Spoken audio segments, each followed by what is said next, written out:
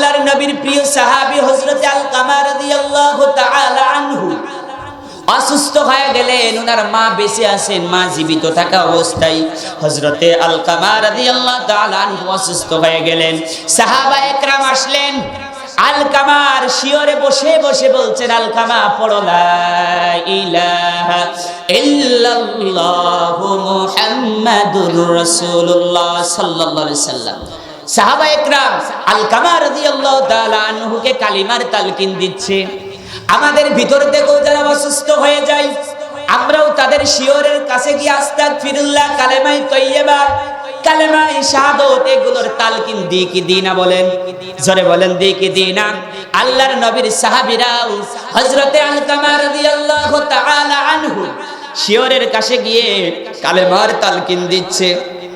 সাহাবায়ে কেরাম যতবার কালিমার তালকিন দিচ্ছে, কিন্তু আলকামার জুবান থেকে কালেমা আসে না, আলকামার জুবান থেকে কালেমা বের হয় না।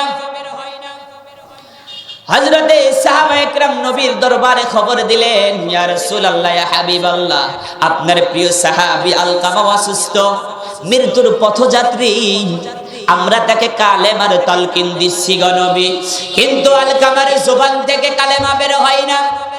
আলকামার জুবানটা কেমন যেন বেঁকড়ে যাচ্ছে, কালেমা আসে না। আল্লাহর নবী বললেন, আলকামার মা বেঁচে আছে, আলকামার মাকে আমার কাছে নিয়ে আসো, অথবা আমি নবীকে আলকামার মায়ের কাছে নিয়ে যাও। ভালো করে উপস্থিতি, ভালো করে মনোযোগ দিয়ে শুনবেন।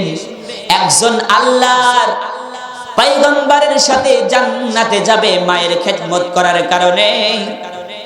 একটু ভালো করে হৃদয়ের কানটা লাগান। হযরতে আলকামার মাকে নিয়ে আসা হলো, বৃদ্ধা মানুষ। আল্লাহর নবী ডাক দিয়ে বলে, ও আলকামার মা, ছেলে হিসাবে তোমার আলকামা কেমন? আলকামার মা ডাক দিয়ে বলে, আমার আলকামা ছেলে হিসাবে খুব ভালো। কিন্তু আলকামা ইদানিং তার স্ত্রীর কথা শুনে, বউয়ের কথা শুনে আমি মায়ের সাথে ভালো ব্যবহার করে না। তিনি কিন্তু একজন সাহাবী, আল্লাহর নবী শুনতেছেন, বলে আমি মায়ের সাথে বেশি ভালো ব্যবহার করে না, মায়ের সাথে সম্পর্কটা বেশি ভালো না। আল্লাহর নবী বললেন, ও আলকামার মা, আলকামা মৃত্যুর আগ মুহূর্তে সাহাবায়ে কেরাম কালেমার তালকিন দেয়, আলকামার জুবান থেকে কালেমা বের হয় না। আপনি যতক্ষণ পর্যন্ত আলকামাকে মাফ না করবেন, আলকামার জুবান থেকে কালিমা বের হবে না। আল্লাহু আকবার। আল্লাহর নবী বলছেন, আলকামার মা, তোমার আলকামাকে কি একটু মাফ করে দেওয়া যায় না? আলকামার মা বলছে, না, আমি মাফ করব না। আল্লাহর নবী হযরতে বিলাল এবং অন্যান্য সাহাবীকে বললেন, লাকড়ি নিয়ে আসো, আগুন ধরায় দাও, আলকামাকে জ্বালাই দেওয়া হবে। কারণ কালেমা নসিব ছাড়া মায়ের সাথে খারাপ আচরণ নিয়ে যদি আলকামার মৃত্যু হয়, আলকামা জাহান্নামে যাবে। ওই জাহান্নাম থেকে দুনিয়ার আগুনে পোড়াই দেওয়া তো ভালো। যখন হযরত সাহাবায়ে কেরাম যাচ্ছে লাকড়ি আনার জন্য, আল্লাহর নবী বলছেন, তখন আলকামার মা বলে যে কি হবে লাকড়ি দিয়ে?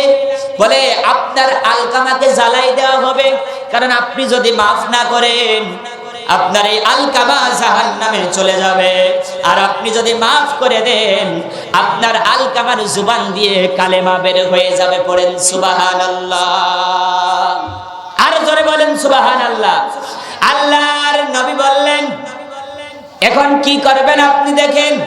মা তো শুরুতেই বলছি না, মা যে মার সাথে অন্যায় অপরাধ করবেন, মাপ চাওয়া লাগবে না, শুধু বলবেন, মা, ও মা, আমারে মাফ করে দেওয়া যায় না? দেখবেন আপনার মার চোখ দিয়ে অটোমেটিক পানি বের হয়ে যাবে, কারণ মা যে। হযরতে আলকামার মা বলছেন, আমার সন্তান আলকামাকে আমি মাফ করে দিলাম। সুবহানাল্লাহ। সাহাবায়ে কেরাম এসে খবর দিলেন, ইয়া রাসূলুল্লাহ, ইয়া হাবিবাল্লাহ, আলকামার জুবান দিয়ে বের হয়ে গেছে লা ইলাহা ইল্লাল্লাহু মুহাম্মাদুর রাসূলুল্লাহ। আল্লাহু আকবার। তাহলে পিতামাতার সাথে ভালো ব্যবহার করলে, তাদের সেবা যত্ন করলে, খেদমত করলে আল্লাহর জান্নাত আপনাকে হাত ছানি দিয়ে যাচ্ছেন। কথা বলেন ঠিক কিনা? আল্লাহ রাব্বুল আলামিন পিতামাতার খেদমত করে এই দুনিয়া থেকে যাবার তৌফিক দান করেন। বলেন আমিন। দুইটা পয়েন্ট নিয়ে আলোচনা হলো। একটা হলো আল্লাহ রাব্বুল